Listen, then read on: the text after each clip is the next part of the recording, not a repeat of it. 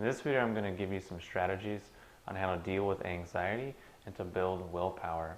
Now, I'm going to approach this from two different angles, from a physical point of view, as far as, some herbs to take, some dietary approaches, and then more from a mental, emotional, meditative, self-inquiry point of view. And I think both aspects are equally important, because if we don't understand the root of a problem, then we're just going to keep medicating and medicating and medicating and medicating until eventually the herbs, the supplements, the dietary strategies don't work, and we're just so far out of balance that then we don't know what to do. So it's much better to just use herbs to help us while we get to the root of the problem, and then unwind that and let go of that. So first, I want to talk a little bit about the roots of anxiety. Now, I'm coming from primarily a Chinese medical point of view as far as understanding the body through the 5 elements. Now, when I think of anxiety, when I think of people who experience these kinds of emotions, typically they have weak lungs and weak kidneys. So what that means is that, when someone starts to feel anxious, usually they feel tightness in their chest, tightness in their gut, and their mental thoughts start to go into, fear and disempowerment, and they get really afraid. They get really just, oh, this is going to happen. What if that happens? The mind goes all over the place, and the breathing shuts down, and the body starts to really just fold in on itself. So what's happening here is, because the lungs are weak, they're not able to control the liver, and they're not able to control the nerves. So another way to say that is, the metal is unable to cut the wood, because the wood energy is associated with the liver, which is associated with our nerves. So if our lungs, which are associated with our metal energy, aren't able to cut through the wood and keep the wood in check, then the wood is going to go excessive and grow all over the place, and then our nerves are going to go, haywire, and we're going to feel stressed and tense and anxious and have all of those things that are associated with that experience. So when I say metal cuts wood, what I mean is our breathing has to get to a point to where it's strong enough to where we can breathe through the tension and the stress and the anxiety and relax our nervous system. Because through modulating our breathing, we can modulate our emotions and modulate the state of our nervous system. We can go from fight or flight to relaxation. We can go from parasympathetic to sympathetic and vice versa, depending on how we breathe. And it's a secret of all yogic disciplines, all meditative disciplines, all spiritual cultivation practices, is to understand and master the breath, and understand that each state has a breathing pattern associated with that. And through mastering the breath, we can learn to master our emotions, and through mastering our nerves. So that's what I mean when I say weak lungs, meaning a person isn't able to breathe enough in a way to modulate their nerves and their nervous system, so the nervous system just runs haywire and does whatever it wants to do. So what we need to do is strengthen the lungs, build up the lungs, which has the emotional aspect of courage, because the emotion of courage is associated with the lungs. So if we can strengthen our lungs through taking herbs, which I'll touch on in a minute, through doing breathing exercises, through practicing yoga, through meditating, through doing qigong, any one of those practices will help you. You just have to practice them and do them. So for herbs, I would suggest reishi, cordyceps, and holy basil, because those are the top 3 herbs at strengthening the lungs, but also strengthening the kidneys and toning up the liver. All 3 of these organs are tied into the whole, anxiety response, if you want to call it that. And lastly, if there's some depression or dopamine deficiency in the equation, I would also recommend mucuna, because it's really good at helping us just feel kind of uplifted and happy and more outgoing and more in the moment, more in the flow, and also helping us to replenish our dopamine. So also on the wavelength of the physical, let's talk about some dietary things that we need to make sure are in place. The first thing is to make sure that you're getting enough protein and enough essential fatty acids, because a lot of people who have nervous issues, anxiety, fear, paranoia, their nervous system is just fried. It's just shot, because maybe they've lived a life that's really, stressed it out. Just living in the modern world stresses it out, and then they're not eating enough fat, enough good quality fats to actually insulate their nerves and build up a good nervous system. And the term essential fatty acid is just that. It's essential, and if you don't have them, your nervous system is going to be firing off and going haywire, and you're not really going to be feeling as good as you've been feeling.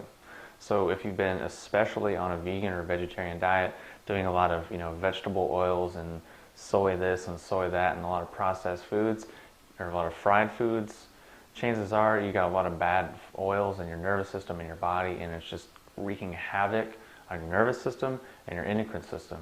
So some of the best sources of essential fatty acids would be things like a high quality fish oil, or raw grass-fed butter, or raw grass-fed cream, raw yogurt, milk. All of those things are great, as well as eggs, either cooked or raw, whichever you prefer, and then as well as coconut oil and chia seeds and hemp seeds down the list. But the things I named first would definitely be the best and be the most optimal if your nervous system is fried and if you're really having to deal with a lot of stress and anxiety and just nervous system disorders. And I can tell you just from my own experience, from leaving all of those things out of my diet for years and then experiencing a lot of nervousness, a lot of anxiety, a lot of tension, paranoia, buying into conspiracy this, conspiracy that, and just a lot of fear and that whole wavelength, as well as creaky joints, poor skin, dryness, all of those things. I had those as a result of not including these fats in my diet, and then from adding them back in, noticing all of those things going away pretty easily, pretty dramatically, and pretty quickly.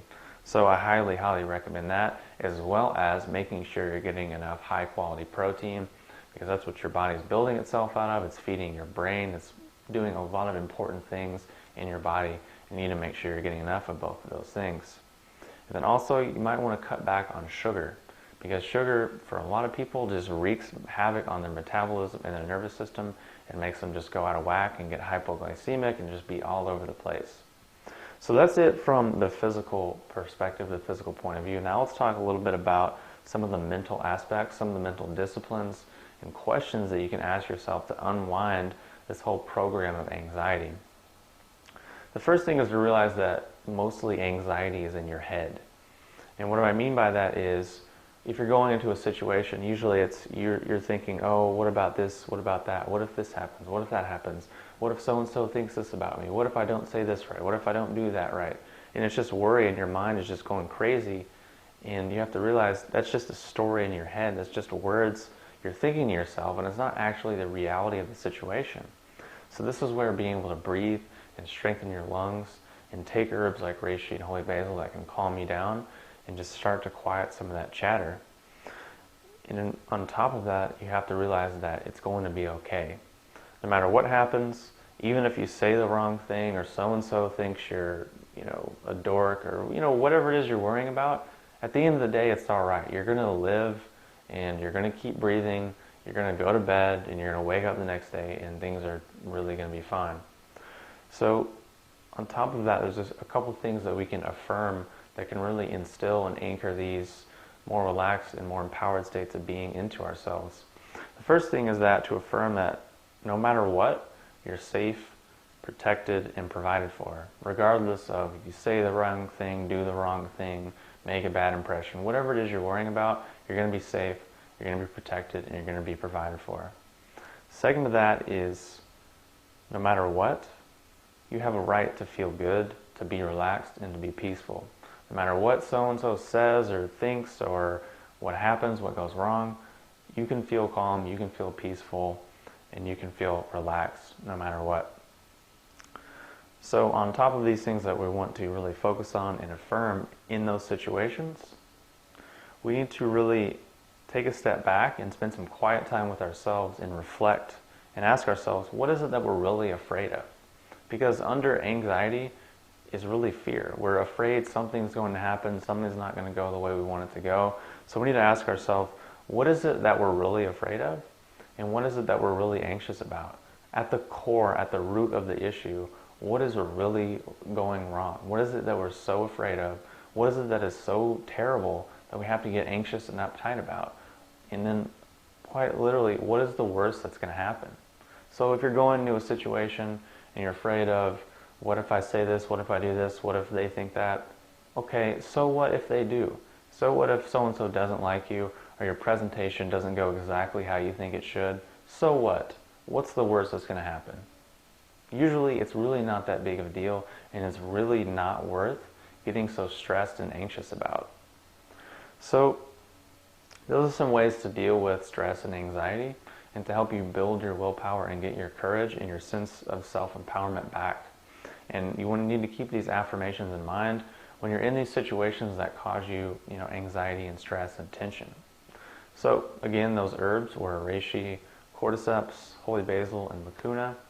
And you need to make sure you're getting enough fat and protein. You're getting enough essential fatty acids to insulate your nervous system, because those saturated fats are what you're building your hormones out of. It's what your nervous system is insulating itself with. So it's very important that you have enough of that in your diet. And lastly, you need to really just explore what's the worst that could happen, what is it that you're really afraid of, and realize that no matter what, it's going to be okay. You're going to live and life is going to go on, and that most of the problem is just in your head. So if you have any questions or comments, post them below, and I'll talk to you soon.